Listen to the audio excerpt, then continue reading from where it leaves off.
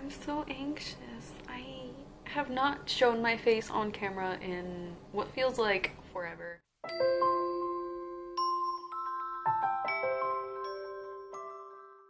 Hi, people of YouTube. Where have I been? I have been absent, mentally, probably a little physically too, at least on social media. I can't stop chewing on my lips because I'm anxious and they're dry and crusty, so if my lips are like patchy as shit, that's why. So before I get into this video, I just want to quickly say this video is sponsored by BetterHelp. And if you haven't heard of BetterHelp, it is a convenient and affordable way to get therapy from your home, which means you can be sitting anywhere, you can be doing anything, and still be able to talk to your therapist, which is really awesome. A lot of people struggle with anxiety, depression, and just lots of things on a day-to-day basis, aka me. I think therapy is vital to people who struggle with mental illnesses because it is damn near impossible to do it on your own. The thing with BetterHelp that I'm personally super excited to try myself is you can be anywhere and being able to talk to your therapist. I have always wanted to text my therapist and be like, hey, I can't come to the session, can we just do it here? But therapists that you have to go see aren't like that because you gotta go see them. A lot of people struggle with leaving the house and being able to talk to somebody face to face about your problems, like me. The second I get into the waiting room, I start freaking out and I start having a lot of anxiety, and then by the time I get into the room itself to talk to the therapist, I'm done. I've crashed. There is like a block in my mind that I can't seem to get past, and I can't talk about my problems. I end up just staying there super quiet and super anxious, constantly fidgeting and not knowing what to do. This seems like a wonderful option for somebody who struggles with anxiety and all that other fun stuff like I do, or even agoraphobia, if you're afraid to leave the house. It's legit, like they provide professional licensed therapists. It's super convenient and it's very affordable compared to traditional therapy. I've had to pay like upwards of $200 per session, like every single week, for therapy. And what's also pretty cool is if you're a broke bitch like me, they also give financial assistance for those who cannot afford it. It's definitely worth it if you need help for your mental illnesses or just like need to talk to somebody about anything, really. You can also match yourself with the right therapist. Instead of just like, I don't know, getting a random therapist who doesn't specialize in the things that you need them to specialize in, you can literally set yourself up with a therapist that works for you. You can also switch your therapist if your therapist isn't working out for you, which has always been a struggle for me because if I ever needed a new therapist, I would have to go to an entirely different facility, which is usually a lot further away. I kind of just stuck with the therapist that was closer to home, which wasn't really a therapist that worked out for me. I have not personally tried out BetterHelp myself yet, but I have done a lot of research on it. I have looked into it, and it seems amazing, and I'm super excited to try it, and I will be signing up for it today. I will be giving you guys a follow-up on how that experience helped me in October during Mental Illness Awareness Week. What a perfect time, right? Mental Illness Awareness Week ends literally 2 days before my birthday, and I could not ask for a better birthday gift. Helping myself and helping others, like, just perfect. But yeah, if you're interested in trying out BetterHelp, the link is in the description below. I recommend you do not put off therapy if you need it. I know how anxiety and depression works, and it literally tells you to put off everything all the time ever. Procrastination is definitely a thing with mental illnesses. Just get help, okay? Thank you, BetterHelp, for sponsoring me. I couldn't ask for a better birthday gift. You all know how I feel about mental illnesses, and you all know how I feel about getting help with them. The focal point of this channel is pro-recovery, sharing my personal experiences to help others and myself, and education. So I think this sponsorship is perfect for my channel. Anyway, I am done talking about that. I have 3 topics to talk about because I have not filmed in a while, but I think I want to talk about how the health system failed me. Everyone is different. Everyone has different experiences with the health system. Like, you can see a doctor and say, hey doc, I have this problem, and this problem, can you help me? And the doctor will be like, yeah, I can refer you to a couple doctors, and then you get help, you get yourself fixed, and all is good. But there are some people who are as unlucky as I am, and unfortunately, it can really mess a person up. I have talked about this before on my channel, but I feel like I don't really think I ever sat down and like made a video about it.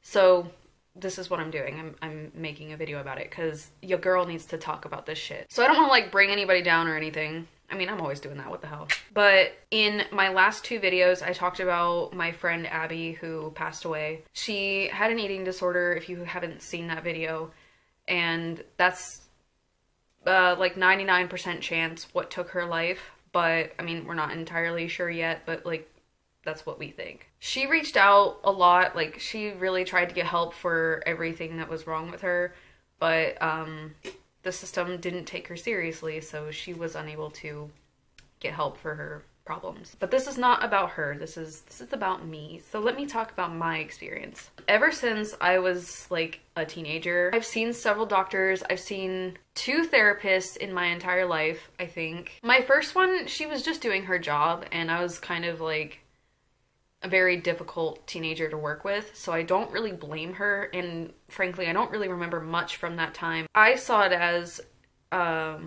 she broke her trust with me because I confided in her, and she sent me to a mental hospital. Which, oh my god, I still need to talk about that.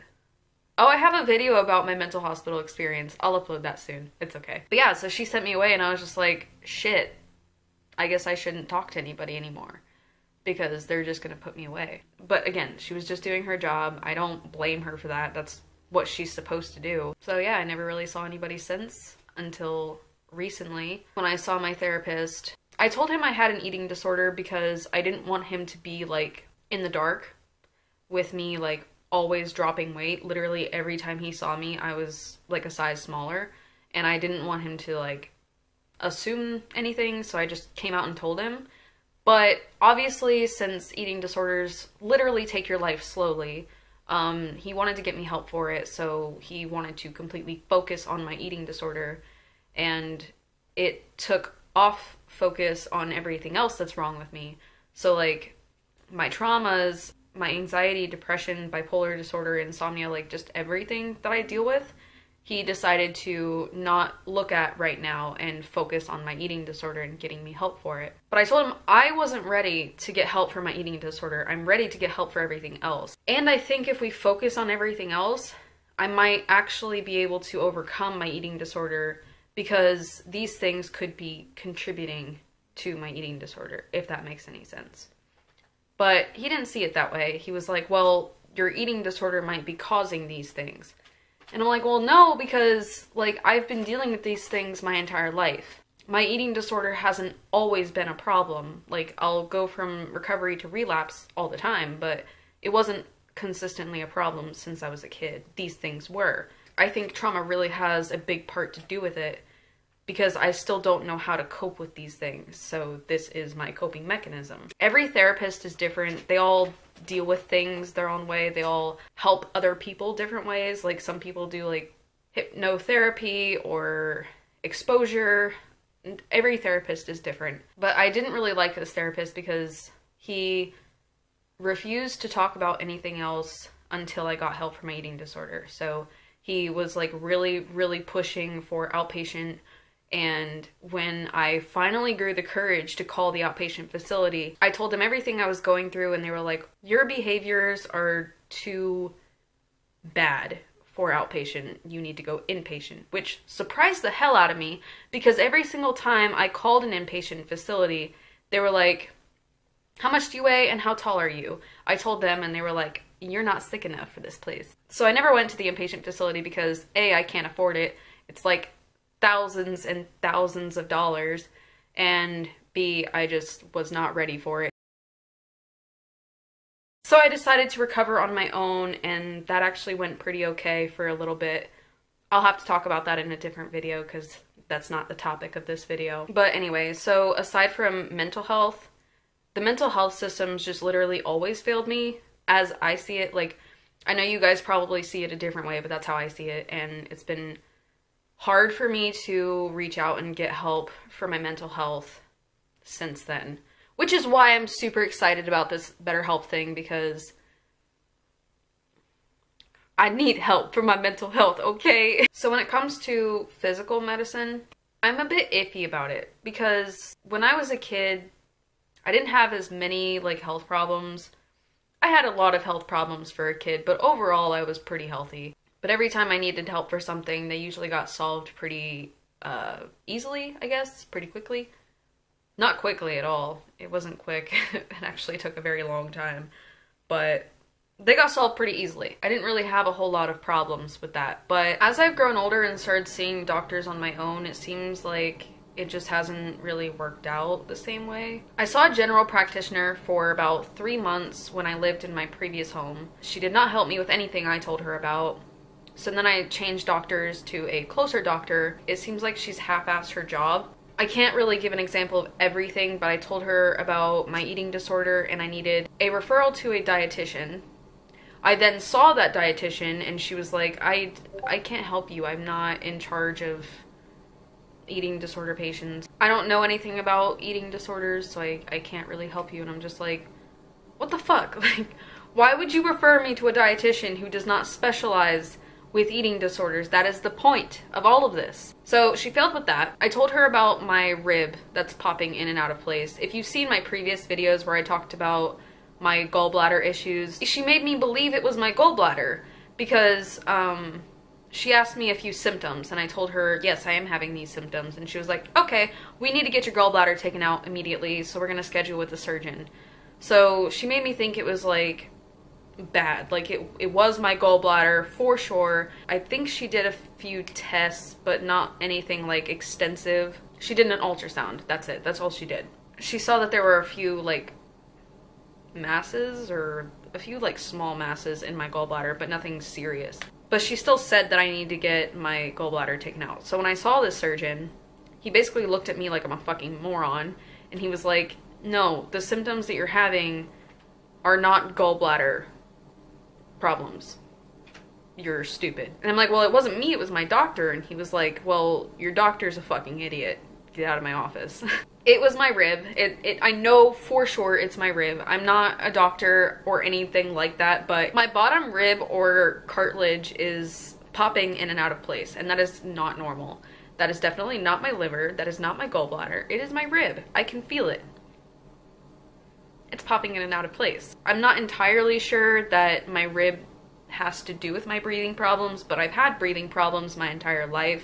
It just got worse with this whole rib thing. But yeah, she said that my breathing problems is just anxiety, and I'm fine, I'm okay. But no, I'm not okay. I suffer from extremely bad breathing problems. Like, it's just getting worse and worse, and I know for sure it's not my anxiety. It makes it worse, but it's not my anxiety. I don't know. That was the biggest thing that I had a problem with her. I had so many problems that I came to her with because I'm just a very broken human being. Everything I told her about, she was like, okay, well, let's take one thing at a time.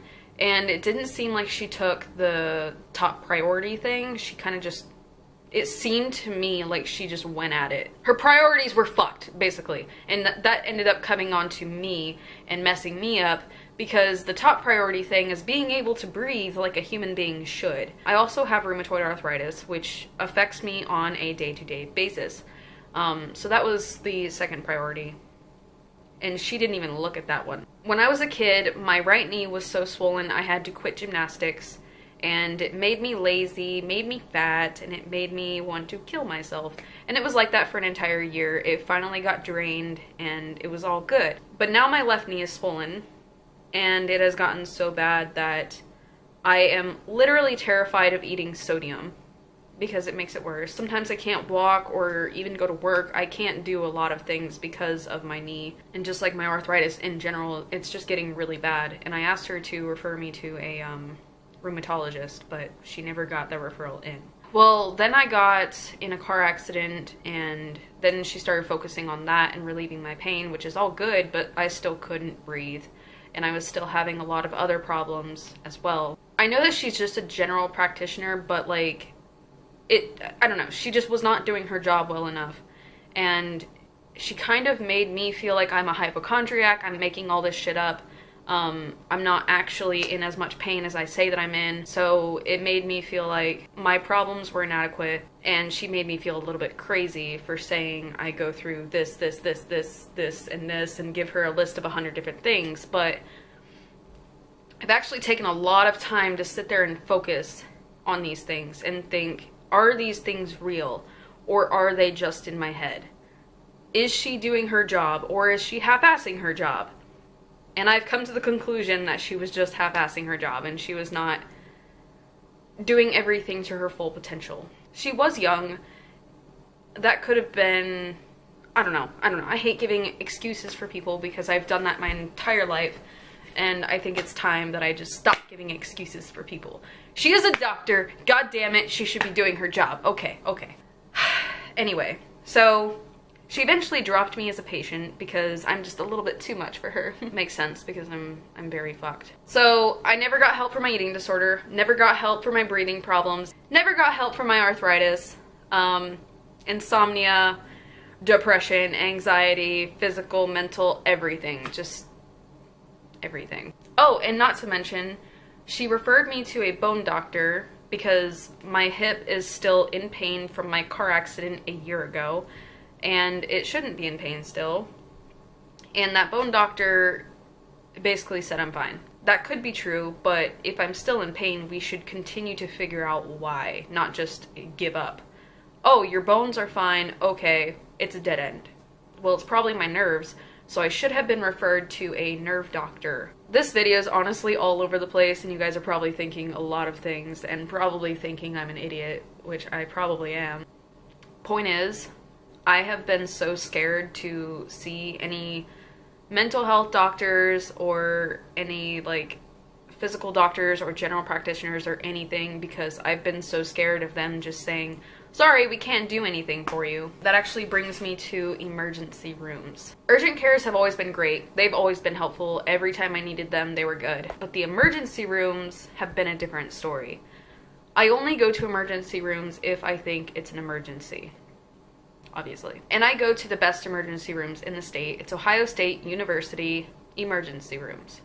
I don't know if I've just had bad luck with them or what, but every single time I go, they are slammed. It doesn't matter how bad my issue is, I have to wait 4 hours, which is already just a general emergency room thing. Like, I'm pretty sure it's like that everywhere. The last time I went to the emergency room, I don't want to go into too much depth about it because that's kind of something that I just need to shed some light on in a different video because it's honestly kind of a really long story. But basically, when I was going on my fast, it was 38 days long. I was very, very malnourished. I was almost underweight. Like, I was literally on the brink of being underweight, and I had gotten to the point where my potassium levels and magnesium, I think that's what it is, was so low that my muscles were doing this. I couldn't move them. They were just like this. All of my muscles were contracting. Like, I could not move my body. I was freaking the fuck out because my muscles were doing this thing and I couldn't do anything about it, and I started having a panic attack. So I was hyperventilating. So I couldn't breathe. My heart was going so fast and I couldn't talk. They immediately put me in triage and they kept screaming at me to calm down. The nurse was walking behind me and I literally collapsed in her arms like 3 times. And they just had me sitting in this waiting room. I was still hyperventilating, still freaking out. And I was sitting there for about 2 hours and nurses walking by me were staring at me and making comments about how it's been a crazy day. There have been a lot of crazy people in here or something like that. I'm not joking, that's literally what they said. So they made me feel like I was just fucking insane. They made me feel psychotic. But I initially went in because I had these lumps on my hip, but I couldn't focus on these lumps on my hip because I was just so malnourished and freaking out. They gave me an x-ray, which I tried telling them my bones were fine. I just had an x-ray last week. I don't need another one. They didn't do blood work. They only test my pee. Didn't give me any anxiety inhaler, nothing like to help me with my anxiety, panic attack, and hyperventilating. So I couldn't even tell them what I was here for. They basically didn't help me. They didn't do anything for me. I think they finally gave me anxiety medications after I was done having a panic attack and after I was done freaking out. But that was like 4 hours later. I was in that emergency room for 6 hours. I spent $40 on an Uber to get there, and I got nothing out of it. I ended up getting an Uber home and I was still freaking out. Still had lumps on my hip that I had no idea what they were. My muscles were still clenched. I I wasted my time and my money and racked up a shit ton of medical debt. I'm literally so upset about it, I'm like sweating profusely. Anyway, that was just my last visit, but like literally every single time I've gone to the emergency room for something very serious, they didn't do shit for me. So the health system has failed me a lot, at least that's how I see it. It could be very different in your eyes, but that's how I see it. So it's been really hard for me to get help for the things that I've been going through recently. It's been 3 or 4 months since I saw a doctor. It took me so much courage to finally call a doctor and schedule an appointment with one. So I am seeing him next week, so we will see how that goes. I'm just so scared because I don't want to go see him and make like 20 appointments with him and a year passes and nothing gets better. Finding the right medical team that works for you is definitely trial and error. It does take a lot of time and it feels like a waste of time and money. And even though I see it that way, I'm giving it another shot. It's hard for me because I'm super scared. I'm scared of being made to feel like my physical and mental issues are inadequate or like they don't matter or like I'm just faking everything. Seeing this doctor and seeing this online therapist through BetterHelp is definitely a big step for me. But I swore to myself that I wouldn't stop trying to get better. So that's what I'm doing. Physical and mental recovery takes a lot of time and trial and error, and it is not linear. And that goes for everything. Anyway, this video is over. But before I go, I have to say a quick thank you to all of my patrons. There are 2 that I want to shout out in this video for just helping me get by. Like, thank you so much to you guys. I really appreciate every single one of you who have helped me. I just want to say a quick thank you to Nikol and Skasha. I hope I said her name right. You guys have been incredibly helpful to me, so thank you so much for all of your help. Thank you guys for watching. I'm sorry I have not posted, you know, depression, body dysmorphia, telling me I'm too fat and gross to be on the internet. I hope you guys are having a good day, and if you're not, try your best to do something even just a little bit productive today. Do your laundry, take a shower, make somebody smile, put on a clean shirt, you know, whatever. Any little victory counts, so yeah. Even if you manage to smile today or put on a clean shirt is a victory. I have been wearing the same shirt for a good 4 days and I finally put on a clean shirt, but only for a video. Little victories, that's what matters. I also haven't filmed like a real video in a good 3 or 4 weeks, so another awesome victory today. Love you guys, I'll see you later. Bye!